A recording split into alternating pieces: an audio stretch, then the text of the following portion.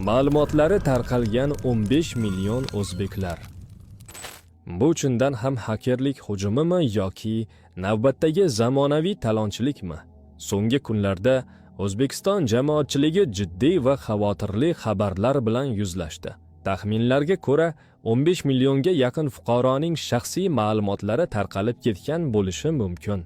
Rasmiy izohlarda bu holat hakerlik hujumi bilan bog'lanmoqda. Ammo odamlar orasida yana bir muhim savol paydo bo'ldi. Bu faqat tashqi hujummi yoki aynan shu voqea ortidan fuqarolarning pullarini o'g'irlash, ularni firibgarlik qurboniga aylantirish osonlashdimi? Bizga yetib kelayotgan xabarlarga ko'ra, bir nechta nafaqaxo'rlar bank kartalaridagi barcha nafaqa pullari yo'qolib qolganini aytishmoqda. Ayrim fuqarolar esa kartalardan mablag'lar ruxsatsiz yechib olinganini bildiryapti. Bu holatlar jiddiy e'tibor talab qiladi. Shu sababli barcha yurtdoshlarimizni ehtiyot choralarini ko'rishni so'raymiz. Hayot tajribasi shuni ko'rsatadiki, shaxsiy ma'lumotlar tarqalganda eng katta zarar tizimlarga emas, oddiy odamlarga tegadi. Bank kartalari bo'shab qoladi, nomidan kreditlar olinadi, turli hujjatlar rasmiylashtiriladi. Eng achinarlisi, bunday holatlarda jabrlangan odamga ko'pincha siz o'zingiz parolni bergansiz degan bahona aytiladi. Dastlabki ma'lumotlarga ko'ra, davlatda keng qo'llaniladigan asosiy autentifikatsiya tizimlaridan biri buzilgan bo'lishi mumkin. Bu tizimdan bir nechta davlat tashkilotlari foydalanadi. Demak, gap bitta sayt yoki alohida bazada emas, butun tizim xavfsizligi haqida ketmoqda. Kiberxavfsizlik markazi hozircha o'rganish ishlari olib borayotganini bildirmoqda. Ammo millionlab odamlar uchun bu yetarli javob emas. Bu yerda muhim bir haqiqat bor. Fuqarolar o'z shaxsiy ma'lumotlarini davlat tizimlariga ixtiyoriy ravishda bermaydi. Bu majburiy jarayon. Demak, davlat ham bu ma'lumotlarni eng yuqori darajada himoya qilishga majbur. Afsuski, bugungi vaziyat odamlarning ishonchini jiddiy sinovdan o'tkazmoqda. Shu sababli jamiyatda xavotir kuchaymoqda. Odamlar o'ziga savol beryapti. Rostdan ham tizim buzildimi? Bu holatdan firibgarlar foydalanmayaptimi? Ertaga mening nomimdan nima qilinadi? Agar zarar ko'rsam, kim javob beradi? Bu savollar shunchaki vahima emas, real xavotir. Eng achinarlisi, bunday vaziyatda mas'ul tizimlar yillar davomida nima ish qilgan? Nomida kiberxavfsizlik bo'lgan tuzilmalar bugun haqiqatdan ham o'z vazifasiga qanchalik tayyor ekani ayon bo'ldi. Va hozircha bu tayyorgarlik talabga javob bera olmasligini ko'rsatyapti. Bugun fuqarolarga parollarni almashtirish, ehtiyot bo'lish, shubhali qo'ng'iroqlarga ishonmaslik tavsiya etilmoqda.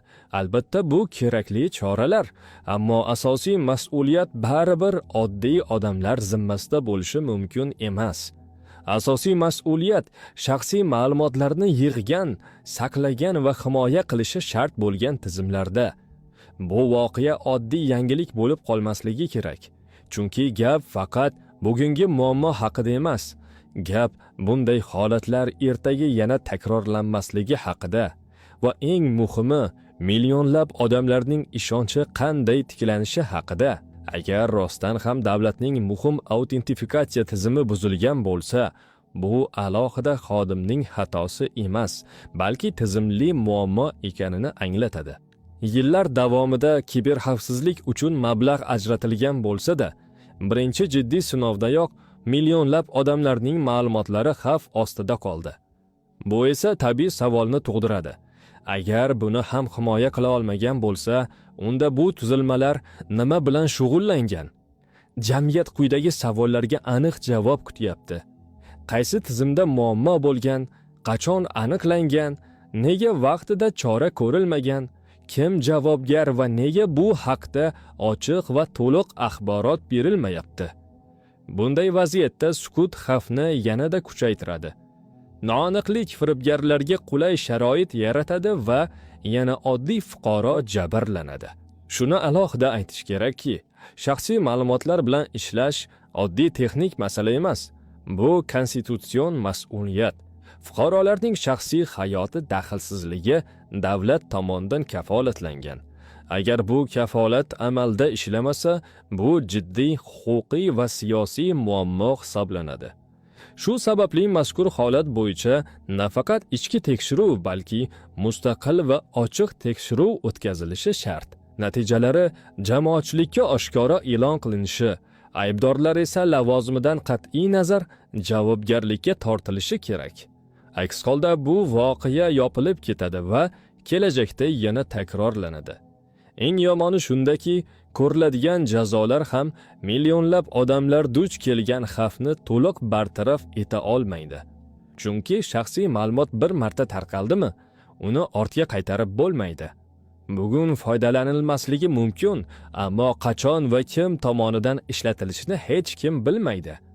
Shu bois bu masala faqat bugunning muammosi emas. Bu kelajak uchun jiddiy ogohlantirish va jamiyat bu signalni e'tiborsiz qoldirmasligi kerak. Bugun millionlab odamlar o'z shaxsiy ma'lumotlarini davlat tizimlariga topshirgan. Bu majburiy bo'lsa ham, bu omonat. Agar bu omonat loqaydlik, beparvolik yoki uquvsizlik sababli xavf ostida qolgan bo'lsa, bu oddiy xato emas. Bu ularga berilgan ishonchga xiyonatdir. Alloh taolo aytadi: kim eng mayda chumoli vazdicha, zarracha yomonlik qilsa, oxiratda uning jazosini ko'radi. Zalzala surasi 8-oyat. Agar beparvolik oqibatida odamlar firibgarlikka uchrayotgan bo'lsa, molidan ayrilayotgan bo'lsa, ruhiy zarba olayotgan bo'lsa, bu zarar emasmi? Anas ibn Malik roziyallohu anhudan rivoyat qilinadi. Rasululloh sallallohu alayhi va sallam bizga qachon xutba qilsalar, kimning omonatdorligi bo'lmasa, unda iymon yo'q. Kim va'dasiga vafo qilmasa, unda din yo'q derdilar. Ahmad rivoyati. Demak, kiberxavfsizlik nomi ostida mas'uliyatni olgan har bir rahbar va xodim shuni bilish kerak. Bu ish faqat oylik yoki lavozim emas, bu omonat va bu omonatning so'rovi qattiq bo'ladi.